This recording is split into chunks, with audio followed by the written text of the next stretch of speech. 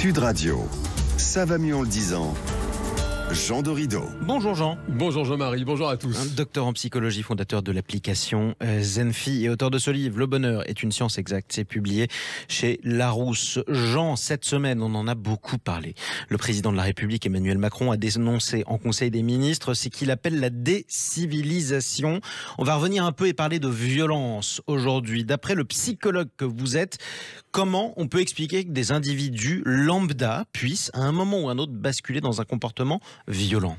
Alors la psychologie moderne nous apprend qu'il y a en réalité deux prédicteurs au comportement d'un individu.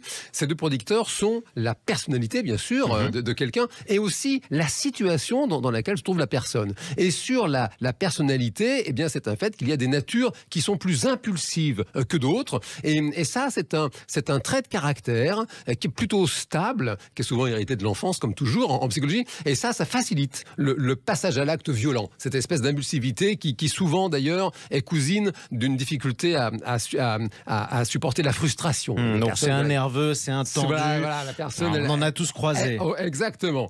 Et puis donc là, toute chose égale par ailleurs, évidemment, la situation, le contexte, ça reste malgré tout le meilleur prédicteur, le prédicteur majeur des passages à l'acte violent. Alors s'il y a des situations et des contextes qui expliquent le passage à l'acte violent, ou du moins qui le déclenchent plus facilement, quels sont-ils? Alors clairement, ce sont les situations évidemment de groupe. Le groupe social, ça va être un vecteur de violence. Pourquoi ? Parce que déjà, lorsque le groupe est en train de se constituer, il peut y avoir en tout cas de la violence intra-groupe, puisqu'il y a une lutte des personnes les plus dominantes, je dirais, pour accéder au pouvoir de ce groupe social. Et ça peut passer par de la vraie violence verbale et même parfois physique. Et puis, une fois que le groupe social est constitué, il y a une norme qui s'installe, je dirais mécaniquement, qui va proscrire la violence à l'intérieur du groupe. En revanche, elle va pouvoir user de violence vis-à-vis de l'extérieur du groupe. Regardez typiquement les groupes de supporters de football,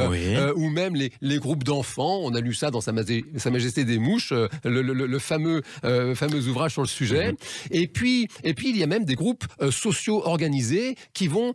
chaque groupe social a des valeurs qui le constituent en tant que groupe précisément. Et il y a des groupes sociaux organisés qui vont instaurer la violence comme une valeur du groupe. On a ça dans le cas des gangs, par exemple, aux États-Unis, et même en France, les systèmes de type mafia, par exemple. On en a malheureusement quelques-uns également. Oui, ils vont valoriser la violence. Et là, dans ces cas-là, dans le cadre de ces groupes-là, il y a effectivement une espèce de mimétisme social, un apprentissage vicariant, on appelle ça en psychologie, et les personnes, même non violentes au départ, le fait d'intégrer ces groupes, elles deviennent violentes. Elles doivent montrer qu'elles sont capables de l'être en tout cas.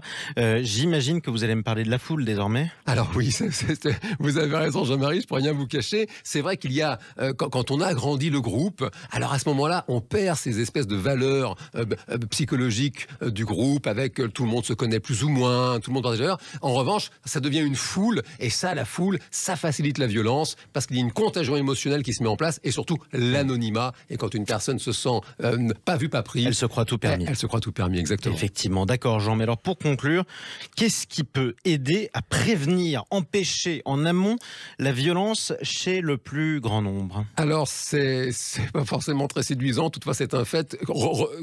Empêcher l'anonymat, donc c'est ces caméras de vidéosurveillance que vous voyez fleurir un peu partout, parce que c'est un fait, quand la personne se fameux regardez, attention vous êtes filmé, ça retient. Et puis évidemment en psychologie on le sait, le fait de se parler, de dialoguer, de s'écouter surtout, une bouche, deux oreilles, il faut écouter 2 fois plus. Parce que par moments, dans des moments de tension, se parler, il faut faire attention à la manière dont on se parle. Si l'on peut aggraver les choses.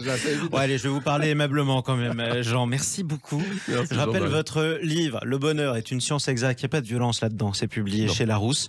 On vous retrouve samedi prochain. Avec joie.